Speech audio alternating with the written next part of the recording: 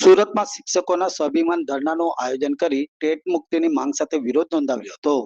શિક્ષકોએ ભેગા મળી જિલ્લા કલેક્ટર કચેરીએ ધરણા યોજી હાથમાં વિવિધ પ્લે કાર્ડ સાથે દેખાવો પણ કર્યા હતા. વર્ષો જૂના શિક્ષકોને એકાએક ટેટની પરીક્ષા ફરજિયાત કરાતા રોષ ઠાલવ્યો હતો. શિક્ષકોએ મીડિયાને કહ્યું હતું કે આ નિર્ણય તદ્દન ખોટો છે અને સરકારે તાત્કાલિક ટેટ પરીક્ષામાંથી મુક્તિ આપવી જોઈએ. શિક્ષકો જોડે અન્યાય છે. ટેટ પરીક્ષા પહેલા ફરજિયાત ન હતી અને એકાએક હવે આ કાયદો લાવવામાં આવ્યો છે.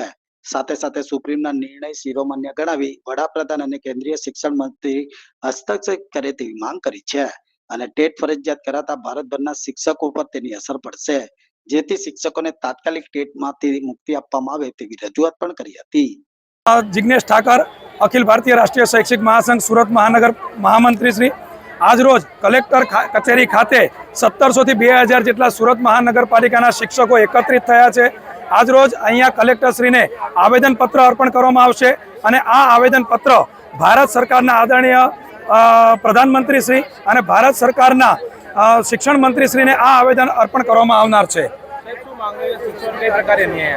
2010 પહેલા જેટલા શિક્ષકો ભરતી થયેલા છે એમને આદરણીય સુપ્રીમ કોર્ટ દ્વારા જે ચુકાદો આપવામાં આવેલો છે કે તમામે ટેટની પરીક્ષા પાસ કરવી ફરજિયાત રહેશે, ત્યારે 25 વર્ષથી અમારા જે શિક્ષક મિત્રો નોકરી કરી રહ્યા છે એમને અચાનક આવો આદેશ આપ્યો છે. અમારું હિત જોખમાય એવી પરિસ્થિતિ ઊભી થઈ છે.